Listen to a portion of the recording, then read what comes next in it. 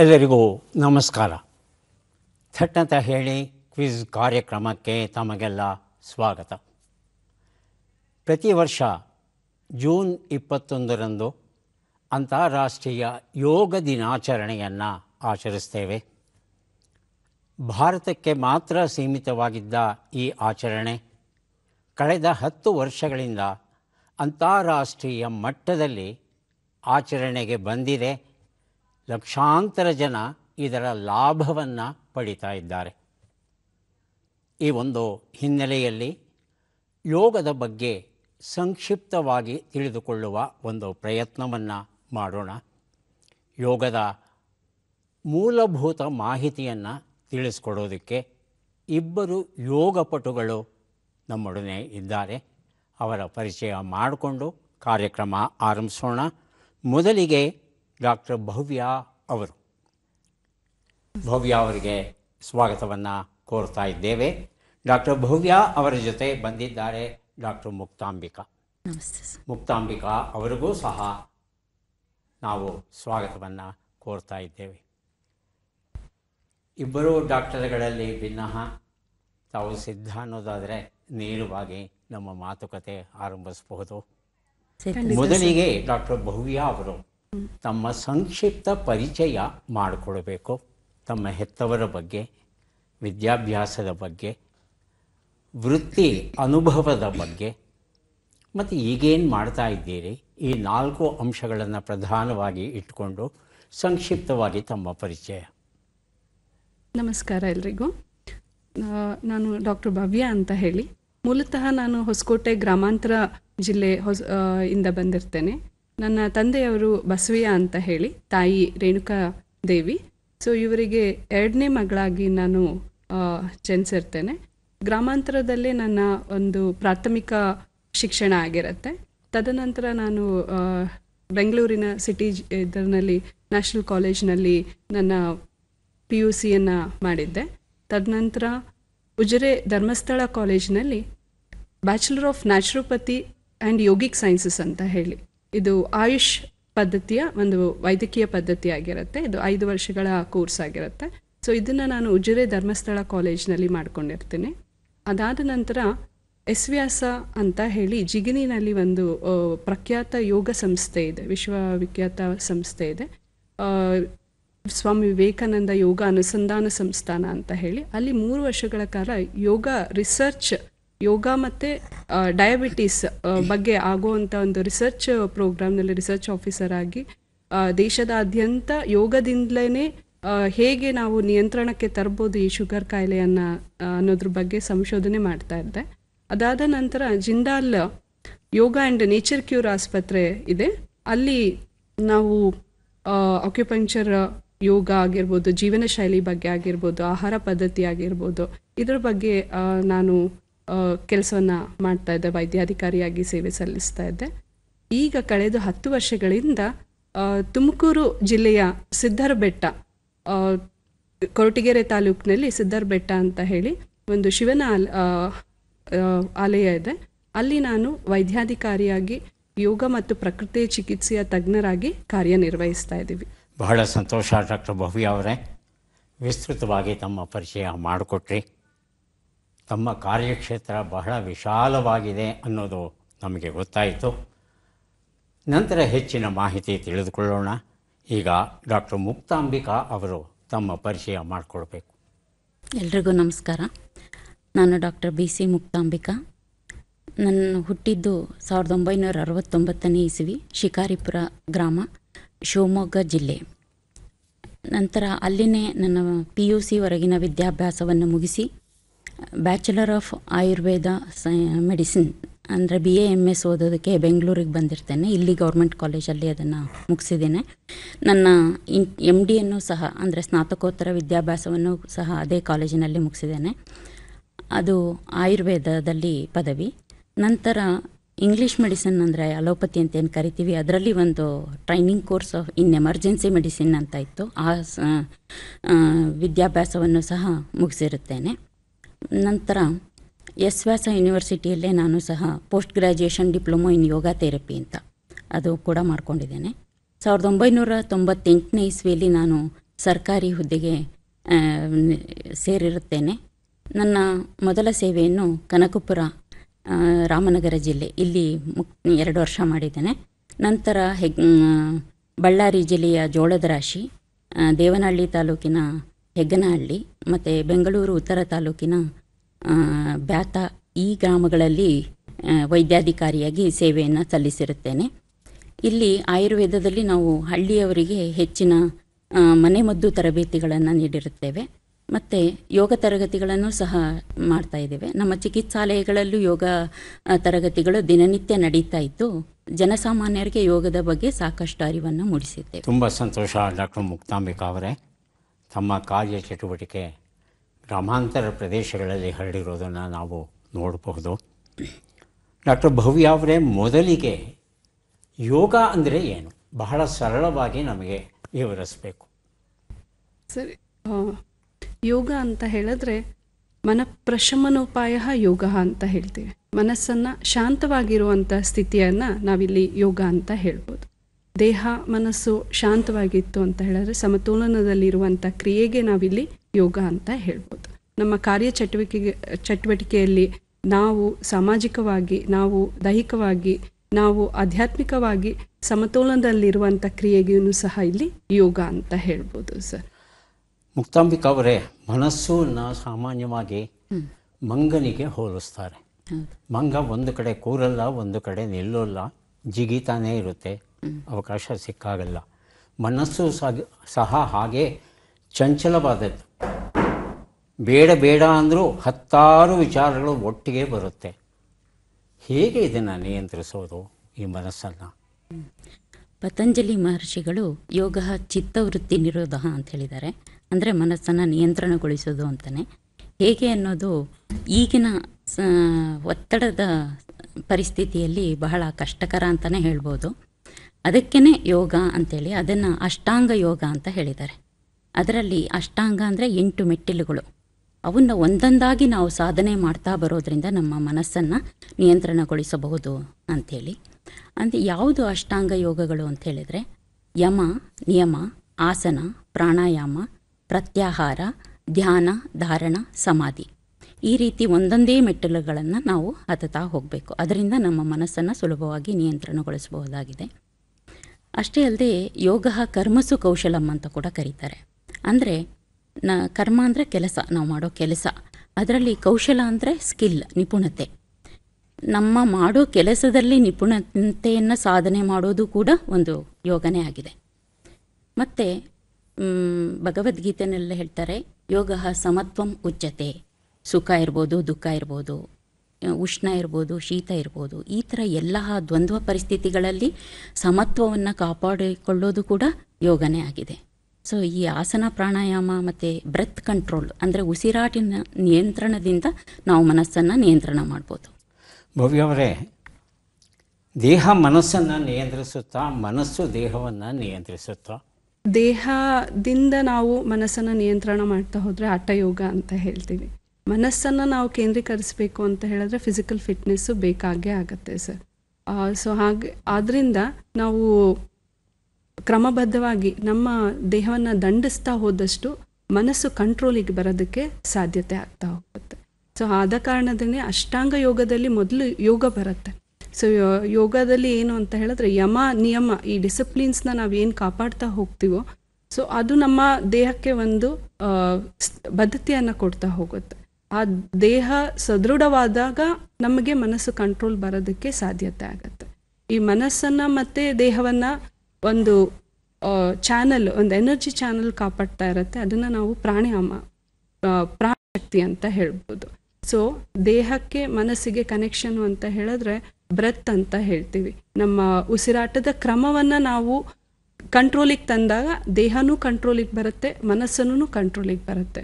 So ಹಾಗಾಗಿ ದೇಹ ಮತ್ತು ಪ್ರಾಣಶಕ್ತಿ ಮತ್ತು ಮನಸ್ಸು ಮೂರನ್ನು ನಾವು ಸಮತೋಲನದಲ್ಲಿ ಬ್ಯಾಲೆನ್ಸ್ ಆಗಿ ಅಥವಾ ಕ್ರಮಬದ್ಧವಾಗಿ ಪ್ರಾಕ್ಟೀಸ್ ಮಾಡೋದ್ರಿಂದ ಬ್ಯಾಲೆನ್ಸಿಗೆ ಬರೋಕ್ಕೆ ಮತ್ತು ಕಂಟ್ರೋಲಿಗೆ ತರೋದಕ್ಕೆ ಸಹಾಯ ಆಗುತ್ತೆ ಅಂತ ಹೇಳ್ತೀನಿ ಸರ್. ಮುಕ್ತಾಂಬಿಕಾ ಅವರೇ, ಒಂದು ಮಾತು ಹೇಳ್ತಾರೆ, ನಮಗೆ ಸರಿಯಾಗಿ ಉಸಿರಾಡೋಕ್ಕೆ ಬರಲ್ಲ, ಸರಿಯಾಗಿ ತಿನ್ನೋಕ್ಕೆ ಬರಲ್ಲ, ಸರಿಯಾಗಿ ನೀರನ್ನು ಕುಡಿಯೋಕ್ಕೆ ಬರೋಲ್ಲ. ಯಾಕೆ ಹೀಗೆ ಅಂತ. ಈಗ 1 ವರ್ಷಕ್ಕಿಂತ ಕಡಿಮೆ ವಯಸ್ಸಿನ ಮಗುವನ್ನು ನೋಡ್ತು ಅಂದರೆ ಅದು ಸಹಜವಾಗಿ ಹೇಗೆ ಉಸಿರಾಡುತ್ತೆ, ಅದು ನಿಜವಾದ ಉಸಿರಾಡುವ ಕ್ರಮ. ಆದರೆ ಬರ್ತಾ ಬರ್ತಾ ಅದನ್ನು ಕಳ್ಕೋತೇವಲ್ವ ನಾವು, ಯಾಕೆ? ಯಾಕೆ ಅಂತಂದರೆ ಮೂಲ ಕಾರಣ ಒತ್ತಡ ಅಂತಲೇ ಹೇಳ್ಬೋದು. ಇದು ಒಂದಕ್ಕೊಂದು ಪೂರಕವಾಗಿರುತ್ತೆ, ದೇಹ ಮತ್ತು ಮನಸ್ಸು.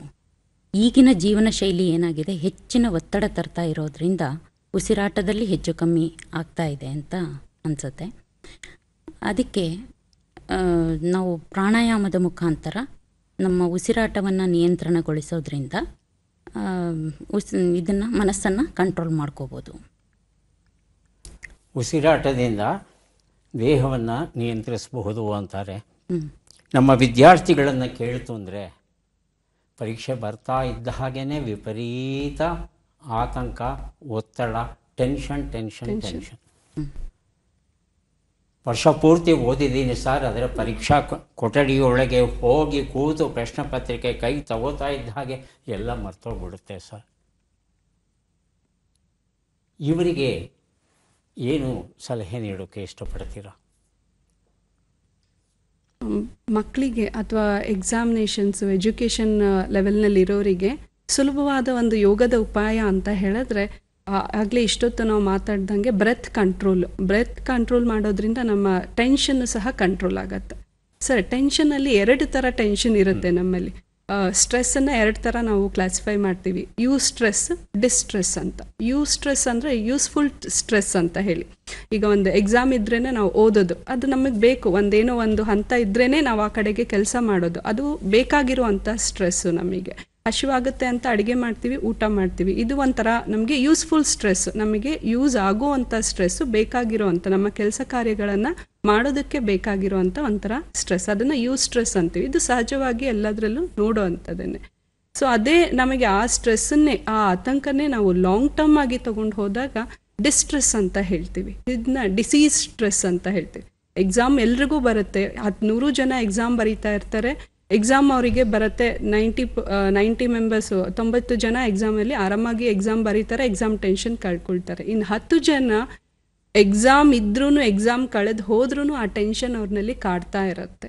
ಅದು ಆ ಆತಂಕ ಏನಾಗುತ್ತೆ, ಎಲಾಬ್ರೇಟೆಡ್ ಟೆನ್ಷನ್ನ ನಾವೇನು ಹೇಳ್ತೀವಿ ಡಿಸೀಸ್ ಸ್ಟ್ರೆಸ್, ಅಂಡರ್ ಪ್ರೆಷರ್. ಅದೇ ಡಿಸ್ಟ್ರೆಸ್ಸಿಂದನೇ ನಮಗೆ ಇವತ್ತಿನ ಈ ಜನ್ರೇಷನ್ಸಲ್ಲಿ ಅಥವಾ ಈ ಒಂದು ಸಂದರ್ಭದಲ್ಲಿ ನಾವು ನೋಡ್ತಾ ಇರೋದು ಎಲ್ಲ ಕಾಯಿಲೆಗಳಿಗೆ, ಎಲ್ಲ ಒಂದು ರೋಗ ರುಜಿನಗಳಿಗೆ ಕಾರಣ ಆಗ್ತಾ ಇರೋದು ಈ ಡಿಸ್ಟ್ರೆಸ್ ಅನ್ನೋದು ಅಂತ ಹೇಳಿಬಿಟ್ಟು. ಸೊ ನಾವು ಅದನ್ನು ಯಂಗ್ಸ್ಟರ್ಸ್ ಅಥವಾ ಸ್ಟೂಡೆಂಟ್ಸ್ ಲೆವೆಲಲ್ಲಿ, ವಿದ್ಯಾರ್ಥಿ ಲೆವೆಲ್ನಲ್ಲಿ ಈ ಸ್ಟ್ರೆಸ್ ನಮಗೆ ಬರಬಾರ್ದು. ಯಾವುದೇ ಕೆಲಸ ಮಾಡಬೇಕಾದ್ರೂ, ಎಕ್ಸಾಮಿಗೆ ಆಗಿರ್ಬೋದು, ಓದುವಾಗಲೇ ಆಗಿರ್ಬೋದು, ಈ ಸ್ಟ್ರೆಸ್ಸು ನಾವು ತಗೋಬಾರ್ದು. ಎಲ್ಲ ಸಂದರ್ಭದಲ್ಲೂ ಸಹಜವಾಗಿ ನಾರ್ಮಲ್ ಆಗಿ ಇರಬೇಕು ಅಂತ ಹೇಳಿಬಿಟ್ಟು. ಸಾಮಾನ್ಯವಾಗಿ ನಮ್ಮ ಉಸಿರಾಟ ನಾವು ಕೂತಿದ್ದಾಗ ನಮಗೆ ಕೇಳಿಸೋದಿಲ್ಲ, ನಾವು ನಡೆದಾಡುವಾಗ ನಮಗೆ ಅದು ಅನುಭವಕ್ಕೆ ಬರಲ್ಲ, ಮೆಟ್ಲು ಹತ್ತಾಗ ಕೆಲವರಿಗೆ ಕಾಣಿಸುತ್ತೆ, ಓಡಿದಾಗ ಕೆಲವರಿಗೆ ಕಾಣಿಸುತ್ತೆ. ಇದೇನಾಗುತ್ತೆ, ಹೈ ಪ್ರೆಷರಿಂದ ಅದು ಆಗ್ತಾ ಇರುತ್ತೆ. ಸೊ ಇದನ್ನು ನಾವು ನಾರ್ಮಲ್ ಮಾಡ್ಕೋಬೋದು. ಆದರೆ ಯಾವಾಗ ಅದನ್ನು ನಾವು ಕಂಟ್ರೋಲಿಗೆ ತರೋದಿಲ್ಲ, ಅದು ಮತ್ತೆ ಡಿಸೀಸ್ ಆಗೋದಕ್ಕೆ ಸಾಧ್ಯತೆಗಳು ಇರುತ್ತೆ. ಸೊ ಹಾಗಾಗಿ ಪ್ರಾಣ ಒಂದು ಸೆಕೆಂಡ್ ನಾವು ಮೂಗನ್ನು ಹೋಲ್ಡ್ ಮಾಡಿ ಇಟ್ಕೊಂಡ್ರೂ ಅದನ್ನ ಕಂಟ್ರೋಲ್ ಮಾಡೋದಕ್ಕೆ ಸಾಧ್ಯ ಆಗುತ್ತೆ. 1 ನಿಮಿಷ ನಾವು ಆ ಪ್ರಾಣಶಕ್ತಿಯನ್ನು ನಿಲ್ಲಿಸ್ಬಿಡ್ತು ಅಂದರೆ ಪ್ರಾಣ ಹೋಗೋ ಅಂಥದ್ದೇ ಚಾನ್ಸಸ್ ಇರುತ್ತೆ. ಅದಕ್ಕೆ ನಮ್ಮ ಪ್ರಾಣಶಕ್ತಿ ಅಥವಾ ನಾವೇನು ಉಸಿರಾಟದ ಕ್ರಮ ಇರುತ್ತೆ ಅದನ್ನು ನಾವು ಸರಿಯಾಗಿ ತಿಳ್ಕೊಂಡ್ಬಿಟ್ರೆ ಎಂಥ ಒಂದು ಸಂದರ್ಭವನ್ನು ಎದುರಿಸುವಂಥ ಶಕ್ತಿ ನಮ್ಮಲ್ಲಿ ಬರ್ತಾ ಹೋಗುತ್ತೆ. ಸೊ ಹಾಗಾಗಿ ಸಿಂಪಲ್ ಆಗಿ ಮಕ್ಕಳು ಪ್ರಾಕ್ಟೀಸ್ ಮಾಡುವಂಥದ್ದು, ವಿದ್ಯಾರ್ಥಿಗಳಿಗೆ ಹೆಲ್ಪ್ ಆಗುವಂಥದ್ದು ಅಂತ ಹೇಳಿದ್ರೆ, ಒಂದು ನಾಡಿ ಶುದ್ಧಿ ಪ್ರಾಣಾಯಾಮ ಅಂತ ಹೇಳ್ತೀವಿ. ನಮ್ಮ ದೇಹದಲ್ಲಿ 72,000 ನಾಡಿಗಳಿರುತ್ತೆ. ಆ 72,000 ನಾಡಿಗಳನ್ನು ನಾವು ಶುದ್ಧೀಕರಣ ಮಾಡುವಂಥ ಕ್ರಿಯೆಗೆ ನಾಡಿ ಶುದ್ಧಿ ಪ್ರಾಣಾಯಾಮ ಅಂತ ಹೇಳ್ತೀವಿ. ಅದು ಭಾಳ ಸಿಂಪಲ್ ಆಗಿರುತ್ತೆ. ಅದು ಟೆಕ್ನಿಕ್ಕು ನಮ್ಮ ಎಡ ಮೂಗಿನಿಂದ ಉಸಿರನ್ನು ತಗೊಂಡು ಬಲ ಮೂಗಿನಲ್ಲಿ ಉಸಿರನ್ನು ಬಿಡೋದು, ಮತ್ತು ಬಲಗಡೆಯಿಂದ ಉಸಿರನ್ನು ತಗೊಂಡು ಎಡ ಮೂಗಿನಲ್ಲಿ ಬಿಡೋದು, ಲೆಫ್ಟಿಂದ ರೈಟಿಗೆ, ರೈಟಿಂದ ಲೆಫ್ಟಿಗೆ. ಇದನ್ನು ಒಂದು ಸೈಕಲ್ ಅಂತ ಹೇಳ್ತೀವಿ. ಇದೇ ಥರ ನಾವು ನಮಗೆ ನಮ್ಮ ಒಂದು ವಯಸ್ಸಿಗೆ ಅಥವಾ ನಮಗೆ ಎಷ್ಟು ಶಕ್ತಿ ಇದೆಯೋ ಅಷ್ಟು ನಾವು ಮಾಡಿದ್ರೆ ಸಾಕು. ಕೆಲವರು 5 ಸರಿ ಮಾಡ್ತಾರೆ, ಕೆಲವರು 21 ಸರಿ ಮಾಡ್ತಾರೆ, ಕೆಲವರು 50 ಸರಿನೂ ಮಾಡ್ತಾರೆ. ನಮಗೆ ಎಷ್ಟು ಸಮಾಧಾನ ಅಂತ ಅನಿಸುತ್ತೋ ನಾವು ನೇರವಾಗಿ ಕೂತ್ಕೊಂಡು ಪ್ರಾಣಶಕ್ತಿ ನಮ್ಮ ಒಂದು ಉಸಿರಾಟದ ಬಗ್ಗೆ ಗಮನ ಹರಿಸ್ಕೊಂಡು, ಉಸಿರಾಟದ ಕ್ರಿಯೆ ಬಗ್ಗೆ ಗಮನ ಹರಿಸ್ಕೊಂಡು ಈ ನಾಡಿ ಶುದ್ಧಿ ಪ್ರಾಣಾಯಾಮನ ಮಾಡಿ ತದನಂತರ ನಾವು ಓದೋದಕ್ಕೆ ಶುರು ಮಾಡಿದ್ರೆ ನಾವು 4 ಅವರ್ ಓದೋದನ್ನ 2 ಅವರ್ ಓದ್ಕೋಬಹುದು. ಮತ್ತು ಓದಿನ ನೆನಪಿನ ಶಕ್ತಿಗೂ ಅದು ಹೆಲ್ಪ್ ಆಗುತ್ತೆ. ಸೆಕೆಂಡ್ ಪ್ರಾಕ್ಟೀಸ್ ಬಂದು ಭ್ರಾಮರಿ ಪ್ರಾಣಾಯಾಮ ಅಂತ ಹೇಳ್ತೀವಿ. ಭ್ರಾಮರಿ ಪ್ರಾಣಾಯಾಮ ಅಂತ ಹೇಳಿದ್ರೆ ಅದು ಒಂದು ಭ್ರಾಮರಿ ಅಂತ ಹೇಳಿದ್ರೆ ದುಂಬಿ ಹೇಗೆ ಅದು ಶಬ್ದ ಮಾಡುತ್ತೋ, ಉಚ್ಚಾರಣೆ ಮಾಡಿದಾಗ ಅಂತ ಬರುತ್ತೆ, ಮಾಕಾರಾದ ಒಂದು ಉಚ್ಚಾರಣೆ ಆಗ್ತಾ ಇರುತ್ತೆ. ಅದನ್ನು ನಾವು ಮನಸ್ಸಿನಲ್ಲೇ ನಾವು ಮಾಡ್ತಾ ಹೋದಾಗ ಆ ಶಬ್ದದಿಂದ ರೆಸೋನೆನ್ಸ್ ಕ್ರಿಯೇಟ್ ಆಗುತ್ತೆ ಬಾಡಿನಲ್ಲಿ. ಮೈಂಡು ಮತ್ತು ಬಾಡಿ ಕಾಮ್ ಆಗಿರೋದಕ್ಕೆ ಚಾನ್ಸಸ್ ಇರುತ್ತೆ. ಸೊ ಈ ಒಂದು ಟೆಕ್ನಿಕ್ಸು ನೆನಪಿನ ಶಕ್ತಿನೂ ಹೆಚ್ಚಿಸುತ್ತೆ, ಟೆನ್ಷನ್ನು ಕಡಿಮೆ ಮಾಡುತ್ತೆ. ಸೊ ಓದೋ ಮಕ್ಕಳಿಗೆ ಭಾಳನೇ ಸಹಾಯ ಆಗುವಂಥ ಒಂದು 2 ಯೋಗದ ಪ್ರಾಣಾಯಾಮದ ಅಭ್ಯಾಸಗಳಾಗಿರುತ್ತೆ ಸರಿ. ಮುಕ್ತಾಂಬಿಕಾ ಅವರೇ, ಭವ್ಯ ಅವರು 2 ಶಬ್ದ ಬಳಸಿದ್ರು. ಒಂದು ಸ್ಟ್ರೆಸ್ ಅಂತ, ಇನ್ನೊಂದು ಡಿಸ್ಟ್ರೆಸ್ ಅಂತ. ಮನುಷ್ಯನಿಗೆ ಸಹಜವಾಗಿ ಸ್ಟ್ರೆಸ್ಸೇ ಇರುತ್ತೆ. ತಾನು ಬದುಕಲ್ಲಿ ಮುಂದೆ ಬರಬೇಕು, ಆರೋಗ್ಯವಾಗಿರಬೇಕು, ನನ್ನ ಕುಟುಂಬ ಚೆನ್ನಾಗಿರಬೇಕು ಇತ್ಯಾದಿಗಳೆಲ್ಲ. ಈ ಸ್ಟ್ರೆಸ್ಸಾಗೇ ಉಳಿಯುವ ಹಾಗೆ, ಅಂದರೆ ಸೃಜನಶೀಲತೆಯಲ್ಲೇ ತೊಡಗಿಕೊಳ್ಳುವ ಹಾಗೆ ಮಾಡಬೇಕು ನಾವೆಲ್ಲ. ಆದರೆ ಡಿಸ್ಟ್ರೆಸ್ ನಮ್ಮನ್ನು ಕಾಡುತ್ತೆ. ಈ ಸ್ಟ್ರೆಸ್ಸು ಡಿಸ್ಟ್ರೆಸ್ ಆಗೋದಕ್ಕೆ, ಸೃಜನಶೀಲತೆಯನ್ನು ನಾಶಗೊಳಿಸೋದಕ್ಕೆ ಮುಖ್ಯವಾದ ಕಾರಣಗಳೇನು? ಅವುಗಳನ್ನು ಗುರುತಿಸೋದು ಹೇಗೆ, ನಿಯಂತ್ರಿಸೋದು ಹೇಗೆ? ಮುಖ್ಯವಾದ ಕಾರಣಗಳು ಅಂತ ಹೇಳಿದರೆ ಮನುಷ್ಯನ ಅತಿ ಆಸೆಗಳು. ಅಂತಂದರೆ ಯಾವುದಕ್ಕೂ ಲಿಮಿಟ್ ಇಲ್ಲ. ಇವಾಗ ಏನೋ ಒಂದು ಚಿಕ್ಕದು ಬಯಸ್ತೀವಿ ನಾವು, ಅದು ಸಿಕ್ಕಿದ ತಕ್ಷಣ ಅದರ ನೆಕ್ಸ್ಟ್ ಆಸೆ ಶುರುವಾಗತ್ತೆ, ಇನ್ನೂ ಮುಂದಿನ ಆಸೆ ಶುರುವಾಗತ್ತೆ. ಈ ರೀತಿ ಒಂದು ಲಿಮಿಟಲ್ಲಿ ಆಸೆಗಳು ಇದ್ದರೆ ಪರವಾಗಿಲ್ಲ, ಇರಲೇಬೇಕು. ಎಲ್ರಿಗೂ ಕನಸು ಅಂತ ಏನು ಕರಿತೀವಿ, ಮುಂದಕ್ಕೆ ಬರಬೇಕು ಅಂತೇಳಿ ಅದು ಇರಬೇಕು. ಬಟ್ ಅದು ಅತಿ ಹೆಚ್ಚಾದಾಗ ಗ್ರೀಡ್, ಲೋಭ ಅಂತ ಕರಿತೀವಿ. ಲೋಭಕ್ಕೆ ತಿರುಗಿದಾಗ ಒತ್ತಡ ಜಾಸ್ತಿ ಆಗುತ್ತೆ. ನಮ್ಮ ಆಸೆಗಳನ್ನು ಮೀಟ್ ಮಾಡೋ ಭರದಲ್ಲಿ ನಾವು ನಮ್ಮ ಸಣ್ಣ ಪುಟ್ಟದನ್ನು, ಸುಖಗಳನ್ನು ಅಥವಾ ಸಂತೋಷಗಳನ್ನು ಅಥವಾ ಕರ್ತವ್ಯಗಳನ್ನು ಕೂಡ ತ್ಯಾಗ ಮಾಡಿ ಮುಂದಕ್ಕೆ ಹೋಗ್ತಾ ಇರಬೇಕಾಗತ್ತೆ. ಆವಾಗ ನಮಗೆ ಒತ್ತಡ ಜಾಸ್ತಿ ಆಗೋ ಚಾನ್ಸಸ್ ಇರುತ್ತೆ. ಇದನ್ನೇ ಲೈಫ್ ಸ್ಟೈಲ್ ಡಿಸಾರ್ಡರ್ಸ್ ಅಂತ ಕರಿತೀವಿ. ಮನಸ್ಸು ಯಾವಾಗ ಈ ರೀತಿ ನಾಗಾಲೋಟದಲ್ಲಿ ಓಡೋಕ್ಕೆ ಶುರು ಮಾಡುತ್ತೋ ಆವಾಗ ಅದರ ಮೇಲೆ ಒತ್ತಡ ಜಾಸ್ತಿಯಾಗಿ, ಯೋಗದಲ್ಲಿ 5 ಕೋಶಗಳು ಅಂತ ಹೇಳ್ತೀವಿ, ಪಂಚಕೋಶಗಳು ಅಂತ. ಅಂದರೆ ಅನ್ನಮಯ ಕೋಶ, ಪ್ರಾಣಮಯ ಕೋಶ, ಮನೋಮಯ ಕೋಶ, ವಿಜ್ಞಾನಮಯ ಕೋಶ ಮತ್ತು ಆನಂದಮಯ ಕೋಶ. ಈ 5 ಕೋಶಗಳಲ್ಲಿ ಅನ್ನಮಯ ಕೋಶ ಅಂದರೆ ಈ ದೇಹ. ಇದ್ರ ಸುತ್ತ ಒಂದು ಸೂಕ್ಷ್ಮ ಶರೀರ ಇರುತ್ತೆ, ಅದನ್ನೇ ಉಸಿರು, ಪ್ರಾಣಮಯ ಕೋಶ. ಎಲ್ಲಿ ಪ್ರಾಣ ಕೆಲಸ ಮಾಡುತ್ತೋ ಅದು ಪ್ರಾಣಮಯ ಕೋಶ. ನೆಕ್ಸ್ಟ್ ಬರೋದು ಮನೋಮಯ ಕೋಶ, ಅಂದರೆ ನಮ್ಮ ಮನಸ್ಸು ಎಲ್ಲಿ ಕೆಲಸ ಮಾಡುತ್ತೋ ಅದು ಮನೋಮಯ ಕೋಶ. ವಿಜ್ಞಾನಮಯ ಕೋಶ ಅಂದರೆ ಬುದ್ಧಿ ಎಲ್ಲಿ ಕೆಲಸ ಮಾಡುತ್ತೋ ಅದು. ಆನಂದಮಯ ಕೋಶ ಅಂದರೆ ನಮ್ಮ ಅಂತರಾತ್ಮ ಯಾವಾಗಲೂ ಸಂತೋಷವಾಗಿರೋದು ಅಥವಾ ಆನಂದದಿಂದ ಇರೋದು. ಈ ಮನೋಮಯ ಕೋಶದಲ್ಲಿ ಈ ಉದ್ವೇಗಗಳು, ಆತಂಕಗಳು, ಒತ್ತಡಗಳು ಜಾಸ್ತಿ ಆದಾಗ ಅದನ್ನು ಮೀರಿ ಈ ಒತ್ತಡ ನಮ್ಮ ಪ್ರಾಣಮಯ ಕೋಶಕ್ಕೆ ಬರುತ್ತೆ, ಅಲ್ಲಿಂದ ಅನ್ನಮಯ ಕೋಶಕ್ಕೆ ಬರುತ್ತೆ. ಆವಾಗ ನಮಗೆ ಒತ್ತಡದಿಂದ ಕಾಯಿಲೆಗಳು ಶುರುವಾಗುತ್ತೆ, ಮನೋದೈಹಿಕ ಕಾಯಿಲೆಗಳು ಅಂತ ಕರಿತೀವಿ. ಫಾರ್ ಎಕ್ಸಾಂಪಲ್, ಈಗ ಮಧುಮೇಹ ಇರ್ಬೋದು, ಹೈಪರ್ ಟೆನ್ಷನ್, BP ಕಾಯಿಲೆ ಅಂತ ಕರಿತೀವಿ, ಅದಿರ್ಬೋದು. ಮುಟ್ಟಿನ ತೊಂದರೆಗಳು, ಇನ್ಫರ್ಟಿಲಿಟಿ, ಬೆನ್ನು ನೋವು ಅಂತ ಬಳಲ್ತಾರೆ. ಈ ರೀತಿ ಸುಮಾರಷ್ಟು ಆಸ್ತಮಾ ಇರ್ಬೋದು, ಕಾಯಿಲೆಗಳೆಲ್ಲ ಮನೋದೈಹಿಕವಾಗಿ ಬರ್ತಾ ಇದ್ದಾವೆ. ಸೊ ಒತ್ತಡ ಜಾಸ್ತಿ ಆಗಿದ ತಕ್ಷಣ ಕಾಯಿಲೆಗಳ ರೂಪದಲ್ಲಿ ನಮಗೆ ಕಾಣಿಸ್ಕೊಳ್ತಾ ಇದೆ. ಹಾಗಾದರೆ ಇದನ್ನು ನಾವು ಸರಿಪಡಿಸ್ಕೊಳ್ಳೋದು ಹೇಗೆ ಅಂತ ಹೇಳಿದ್ರೆ, ದಿನನಿತ್ಯ ಯೋಗಾಭ್ಯಾಸವನ್ನು ಮಾಡಬೇಕು. ಈಗೇನು ಹೇಳಿದೆ ನಾನು, ಅಷ್ಟಾಂಗ ಯೋಗಗಳು, ಯಮ ನಿಯಮ ಅಂತ. ಯಮ ನಿಯಮ ಇದು ಡಿಸಿಪ್ಲಿನ್, ಅಂದರೆ ನಮ್ಮ ಕಂಡಕ್ಟ್ ಅಂತ, ನಡವಳಿಕೆ ಅಂತ ಕರಿತೀವಿ. ಯಾವ ರೀತಿ ನಾವು ನಡ್ಕೋಬೇಕು, ಯಾವ ರೀತಿ ನಡ್ಕೋಬಾರ್ದು ಅಂಥೇಳಿ ತಿಳ್ಕೋಬೇಕು. ಅದು ಮೊದಲ ಮೆಟ್ಟಿಲುಗಳು. ಬಹಳಷ್ಟು ಜನ ನಾವು ಯೋಗ ಅಂದಿದ ತಕ್ಷಣ ಇದಕ್ಕೆ ಇಂಪಾರ್ಟೆನ್ಸ್ ಕೊಡೋದೇ ಇಲ್ಲ. ಯಮ ನಿಯಮಗಳಿಗೆ ತಕ್ಷಣ ಆಸನಕ್ಕೆ ಹೋಗ್ಬಿಡ್ತೀವಿ. ಯಾವುದೋ ಒಂದು ಡಿಫಿಕಲ್ಟ್ ಪೋಸ್ಚರ್ ಹಾಕಿಬಿಟ್ರೆ ನಾನು ಯೋಗ ಮಾಡ್ತಾಯಿದ್ದೀನಿ, ಸಾಧನೆ ಮಾಡ್ತಾಯಿದ್ದೀನಿ ಅನ್ನೋ ಭಾವನೆ ನಮ್ಮಲ್ಲಿ ಬಂದುಬಿಡುತ್ತೆ. ಬಟ್ ಹಾಗಿಲ್ಲ. ಅದು ಡೀಪಾಗಿ ಅಂದರೆ ಆಳವಾಗಿ ನಾವು ಅಭ್ಯಾಸ ಮಾಡ್ತಾ ಹೋದಾಗ ನಮ್ಮ ಅನುಭವಕ್ಕೆ ಬರೋದು ಏನಪ್ಪ ಅಂದರೆ, ಯಮ ನಿಯಮ ಯಾರು ಸರಿಯಾಗಿ ಪಾಲನೆ ಮಾಡೋದಿಲ್ವೋ ಅವರಿಗೆ ಕಾಯಿಲೆಗಳು ಕಟ್ಟಿಟ್ಟು ಬುದ್ಧಿನೇ. ಅದು ಅರ್ಥ ಮಾಡ್ಕೊಳ್ತಾರೆ. ಅಥವಾ ಹಿಂದಿನ ಕಾಲದ, ಹಳೆಯ ಕಾಲದ ಆಚರಣೆಗಳು ಅಂಥೇಳಿ ನಾವು ಸುಮಾರಷ್ಟು ನಮ್ಮ ಹಳೆ ಪದ್ಧತಿಗಳು, ಗೊತ್ತಿರೋ ಜ್ಞಾನವನ್ನು ಕೂಡ ಬಿಟ್ಕೊಳ್ತಾ ಹೋಗ್ತಾ ಇದ್ದೀವಿ. ಇದರಿಂದನೂ ಕಾಯಿಲೆಗಳು ಈ ಕಾಲದಲ್ಲಿ ಹೆಚ್ಚಾಗ್ತಾ ಇದೆ ಅಂತ ಹೇಳ್ಬೋದು. ಯಮ ನಿಯಮ ಅಭ್ಯಾಸ ಮಾಡಿದ್ದಾದಮೇಲೆ, ಯಮ ನಿಯಮದಲ್ಲಿ ಏನು ಹೇಳ್ತಾರೆ ಅಂದರೆ ಸಿಂಪಲ್ಲಾಗಿ, ಯಮ ಅಂದರೆ ಅಹಿಂಸಾ, ಸತ್ಯ, ಅಸ್ತೇಯ, ಬ್ರಹ್ಮಚರ್ಯ, ಅಪರಿಗ್ರಹ. ನಿಯಮ ಅಂತ ಹೇಳಿದರೆ ಶೌಚ, ಸಂತೋಷ, ತಪ, ಸ್ವಾಧ್ಯಾಯ, ಈಶ್ವರ ಪ್ರಣಿಧಾನ ಅಂತ. ಸೊ ಇದ್ರ ನೆಕ್ಸ್ಟ್ ಸ್ಟೆಪ್ಪು ಆಸನ. ಆಸನವನ್ನು ದಿನನಿತ್ಯ 20 ನಿಮಿಷ ಕೊನೆಯ ಪಕ್ಷ ಅಭ್ಯಾಸ ಯಾರು ಮಾಡ್ತಾರೋ ಅವರು ಮನಸ್ಸನ್ನು ನಿಯಂತ್ರಣಗೊಳಿಸ್ಬೋದು ಮತ್ತು ಒತ್ತಡಗಳಿಂದ ಮುಕ್ತರಾಗ್ಬೋದು. ತುಂಬ ಸಂತೋಷ. ಮತ್ತಷ್ಟು ಪ್ರಶ್ನೆಗಳನ್ನು ಕೇಳುವ ಆಸೆ, ಆದರೆ ಸಮಯ ಬೆಂಡ ತಟ್ಟಿ ಹೇಳ್ತಾ ಇದೆ, ಮುಗಿತಾ ಬಂತು ಅಂತ. ಒಂದು 5 ಪ್ರಶ್ನೆಗಳನ್ನು ಕೇಳ್ತೇನೆ. ಪ್ರತಿ ಸರಿ ಉತ್ತರಕ್ಕೂ ಒಂದು ಪುಸ್ತಕ ಬಹುಮಾನವಾಗಿ ಸಿಗುತ್ತೆ.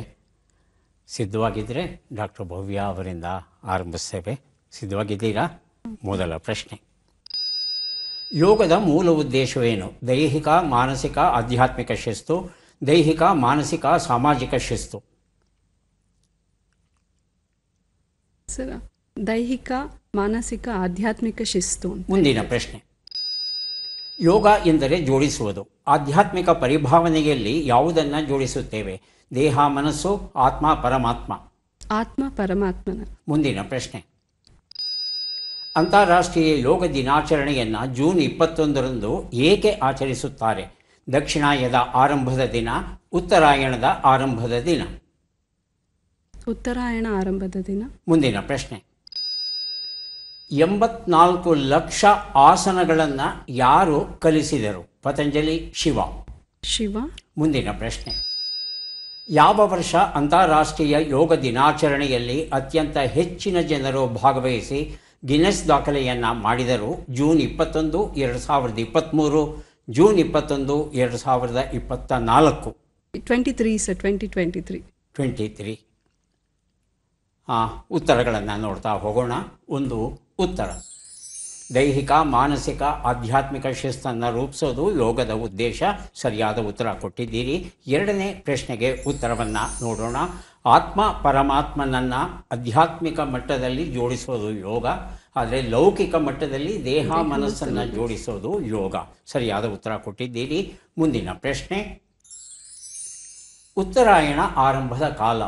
ಹಗಲು ಅತ್ಯಂತ ಗರಿಷ್ಠ ಪ್ರಮಾಣದಲ್ಲಿರುತ್ತೆ. ಹಾಗಾಗಿ ಉತ್ತರಾಯಣ ಅತ್ಯಂತ ಶುಭ ದಿನ. ಇದು ಜಾಗತಿಕವಾದದ್ದು. ಹಾಗಾಗಿ ಅದೇ ದಿನದಂದು ಯೋಗ ದಿನಾಚರಣೆಯನ್ನು ಆಚರಿಸುವ ನಿರ್ಣಯವನ್ನು ತಗೊಂಡಿದ್ದೇವೆ ನಾವು. ಮುಂದಿನ ಪ್ರಶ್ನೆಗೆ ಉತ್ತರ, ಶಿವ 84 ಲಕ್ಷ ಆಸನಗಳನ್ನು ಆತ ರೂಪಿಸಿದಂತೆ. ಅಷ್ಟನ್ನು ತಿಳಿದವ್ರು ಯಾರಿದ್ದಾರೋ ನನಗೆ ಗೊತ್ತಿಲ್ಲ, ಆದರೆ ಪ್ರಾಯೋಗಿಕವಾಗಿ 32 ಆಸನಗಳನ್ನು ಕಲಿತರೆ ಸಾಕು ಅಂತ ಹೇಳ್ತಾರೆ. ಮುಂದಿನ ಪ್ರಶ್ನೆ, ಯಾವ ವರ್ಷ? ಜೂನ್ 21, 2023. ತಾವು ಸರಿಯಾದ ಉತ್ತರ ಕೊಟ್ಟಿದ್ದೀರಿ. 1,47,952 ಜನರು ಈ ಯೋಗ ದಿನಾಚರಣೆಯಲ್ಲಿ ಭಾಗವಹಿಸಿದ್ರಂತೆ. ಗುಜರಾತಿನ ಸೂರತ್ನಲ್ಲಿ ಅನೇಕ ವಿದೇಶಿ ಜನರು ಇದರಲ್ಲಿ ಭಾಗವಹಿಸಿದ್ರು ಅನ್ನೋದು ವಿಶೇಷವಾದ ಒಂದು ಸಮಾಚಾರ. ಧನ್ಯವಾದಗಳು ಡಾಕ್ಟರ್ ಭವ್ಯ ಅವರೇ. ಡಾಕ್ಟರ್ ಮುಕ್ತಾಂಬಿಕಾ ಅವರು ಸಿದ್ಧವಾಗಿದ್ದರೆ ಪ್ರಶ್ನೆಗಳನ್ನು ಆರಂಭಿಸ್ತೇವೆ. ಮೊದಲ ಪ್ರಶ್ನೆ, ಯೋಗ ವಿದ್ಯೆಯನ್ನು ಮೂಲತಃ ಯಾವ ಧರ್ಮದವರು ಪರಿಪಾಲಿಸುತ್ತಾರೆ? ಹಿಂದೂ, ಪಾರ್ಸಿ, ಯಹೂದಿ, ಹಿಂದೂ, ಜೈನ, ಬೌದ್ಧ. ಹಿಂದೂ, ಜೈನ, ಬೌದ್ಧ. ಮುಂದಿನ ಪ್ರಶ್ನೆ, ಭಾರತದಲ್ಲಿ ಮೊದಲ ಅಂತಾರಾಷ್ಟ್ರೀಯ ಯೋಗ ದಿನಾಚರಣೆಯನ್ನು ಎಂದು ಆಚರಿಸಲಾಯಿತು? June 21, 2015, June 21, 2014. June 21, June 2015. ಮುಂದಿನ ಪ್ರಶ್ನೆ, ಆದಿಯೋಗಿ ಯಾರು? ಶಿವ, ಪತಂಜಲಿ. ಶಿವ. ಮುಂದಿನ ಪ್ರಶ್ನೆ, ಪಾಶ್ಚಾತ್ಯ ಜಗತ್ತಿಗೆ ಯಾರು ಯೋಗವನ್ನು ಮೊದಲ ಬಾರಿಗೆ ಪರಿಚಯ ಮಾಡಿಕೊಟ್ಟರು? ದಯಾನಂದ ಸರಸ್ವತಿ, ವಿವೇಕಾನಂದ. ವಿವೇಕಾನಂದ. ಮುಂದಿನ ಪ್ರಶ್ನೆ, ಆಧುನಿಕ ಪಾಶ್ಚಾತ್ಯ ಜಗತ್ತಿನಲ್ಲಿ ಯೋಗವನ್ನು ಜನಪ್ರಿಯಗೊಳಿಸಿದವರು ಯಾರು? ಶ್ರೀನಿವಾಸ ರಾಮಾನುಜನ್, BKS ಅಯ್ಯಂಗಾರ್. BKS ಅಯ್ಯಂಗಾರ್. ಉತ್ತರಗಳನ್ನು ನೋಡ್ತಾ ಹೋಗೋಣ. ಒಂದು ಉತ್ತರ, ಹಿಂದೂ, ಜೈನ, ಬೌದ್ಧರು ಇವತ್ತು ಅನಾದಿ ಕಾಲದಿಂದ ಪಾಲಿಸ್ಕೊಂಡು ಬಂದಿದ್ದಾರೆ. ಆದರೆ ಇವತ್ತು ಜಗತ್ತಿನ ಎಲ್ಲ ದೇಶಗಳ ಜನ ಇದನ್ನು ಪರಿಪಾಲಿಸ್ತಾ ಇದ್ದಾರೆ. ಬಹಳ ಒಳ್ಳೆಯ ವಿಚಾರ. ಮುಂದಿನ ಪ್ರಶ್ನೆಗೆ ಉತ್ತರವನ್ನು ನೋಡೋಣ. ಜೂನ್ 2015 ಮೊದಲ ದಿನಾಚರಣೆ ಆಚರಿಸ್ತೇವೆ. ಆದರೆ 2014 ಇಂತಹ ಒಂದು ದಿನಾಚರಣೆಯನ್ನು ಆಚರಿಸಬೇಕು ಅನ್ನೋ ಒಂದು ನಿರ್ಧಾರವನ್ನು UN ಜನರಲ್ ಅಸೆಂಬ್ಲಿಯಲ್ಲಿ ತಗೋತಾರೆ. 193 ಸದಸ್ಯ ರಾಷ್ಟ್ರಗಳು ಯೋಗ ದಿನಾಚರಣೆಯನ್ನು ಒಪ್ಪುತ್ತೆ. ಮೂರನೇ ಪ್ರಶ್ನೆಗೆ ಉತ್ತರವನ್ನು ನೋಡೋಣ. ಶಿವ, ಆದಿಯೋಗಿ ಶಿವ ನಮಗೆಲ್ಲ ಗೊತ್ತಿರೋ ಹಾಗೆ ಸಿಂಧೂ ಸರಸ್ವತಿ ಸಂಸ್ಕೃತಿಯಲ್ಲಿ ದೊರೆತಂಥ ಒಂದು ಮುದ್ರೆ ಏನಿದೆ, ಆ ಮುದ್ರಿಕೆಯಲ್ಲಿ ಆದಿಯೋಗಿ ಶಿವನನ್ನು ನಾವು ನೋಡಬಹುದು. ನಾಲ್ಕನೇ ಪ್ರಶ್ನೆಗೆ ಉತ್ತರವನ್ನು ನೋಡೋಣ. ವಿವೇಕಾನಂದರು ಯೋಗವನ್ನು ಮೊದಲ ಬಾರಿಗೆ ಪಾಶ್ಚಾತ್ಯ ಜಗತ್ತಿಗೆ ದೊಡ್ಡ ಪ್ರಮಾಣದಲ್ಲಿ ಪರಿಚಯ ಮಾಡಿಕೊಡ್ತಾರೆ. ಐದನೇ ಪ್ರಶ್ನೆಗೆ ಉತ್ತರ BKS ಅಯ್ಯಂಗಾರ್, ಬಹಳ ಜನಪ್ರಿಯಗೊಳಿಸಿದವರು ಇಂದಿನ ದಿನಗಳಲ್ಲಿ ರಾಷ್ಟ್ರೀಯ ಹಾಗೂ ಅಂತಾರಾಷ್ಟ್ರೀಯ ಮಟ್ಟದಲ್ಲಿ. ಡಾಕ್ಟರ್ ಮುಕ್ತಾಂಬಿಕಾ ಅವರಿಗೆ ಧನ್ಯವಾದಗಳನ್ನು ಅರ್ಪಿಸ್ತಾ ಇದ್ದೇವೆ. ಕಾರ್ಯಕ್ರಮ ಮುಗಿಸೋದಕ್ಕೆ ಮೊದಲು ನಮ್ಮ ವೀಕ್ಷಕರಿಗೆ ಒಂದು ಸಲ ತಾವು ಯೋಗ ದಿನಾಚರಣೆಯ ಶುಭಾಶಯಗಳನ್ನು ಅರ್ಪಿಸಬೇಕು. ಡಾಕ್ಟರ್ ಭವ್ಯ. ಎಲ್ರಿಗೂ 11ನೇ ಅಂತಾರಾಷ್ಟ್ರೀಯ ಯೋಗ ದಿನಾಚರಣೆಯ ಶುಭಾಶಯಗಳು. ಇದೇ ಜೂನ್ 21 ವಿಧಾನಸೌಧದ ಮುಂಭಾಗದಲ್ಲಿ ನಮ್ಮ ಕರ್ನಾಟಕ ಸರ್ಕಾರದ ವತಿಯಿಂದ ರಾಜ್ಯ ಮಟ್ಟದ ಕಾರ್ಯಕ್ರಮ ನಡೀತಾ ಇದೆ. ತಾವೆಲ್ಲರೂ ಬಂದು ಭಾಗವಹಿಸಬೇಕು ಅಂತ ಹೇಳಿಬಿಟ್ಟು ಕೇಳ್ಕೊಳ್ತಾ ಇದ್ದೇವೆ.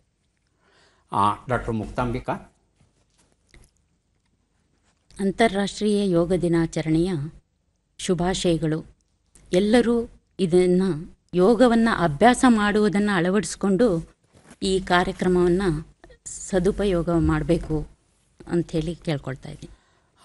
ಡಾಕ್ಟರ್ ಭವ್ಯ ಹಾಗೂ ಡಾಕ್ಟರ್ ಮುಕ್ತಾಂಬಿಕಾ, ಈ ವರ್ಷದ ಘೋಷವಾಕ್ಯ ಏನು, ಯಾರು ಹೇಳ್ತೀರಿ? ಸರ್, ಒಂದು ಭೂಮಿಗಾಗಿ, ಒಂದು ಭೂಮಿ ಒಂದು ಆರೋಗ್ಯಕ್ಕಾಗಿ ಯೋಗ. ಸರ್, ಒಂದು ಭೂಮಿ ಒಂದು ಆರೋಗ್ಯವೋ ಮನುಷ್ಯನ ಆರೋಗ್ಯವೋ, ಇವೆರಡಕ್ಕೂ ಯೋಗ ನೆರವಾಗುತ್ತೆ ಅನ್ನೋ ಒಂದು ಉದಾತ್ತ ಘೋಷವಾಕ್ಯವನ್ನು ನೀಡಿದ್ದಾನೆ. ಬಹಳ ಸಂತೋಷ. ದಯವಿಟ್ಟು ಪುಸ್ತಕಗಳನ್ನು ಸ್ವೀಕರಿಸಿ ಕಾರ್ಯಕ್ರಮದಲ್ಲಿ ಭಾಗವಹಿಸಿದ್ದಕ್ಕೆ ತಮಗೆ ಧನ್ಯವಾದಗಳು.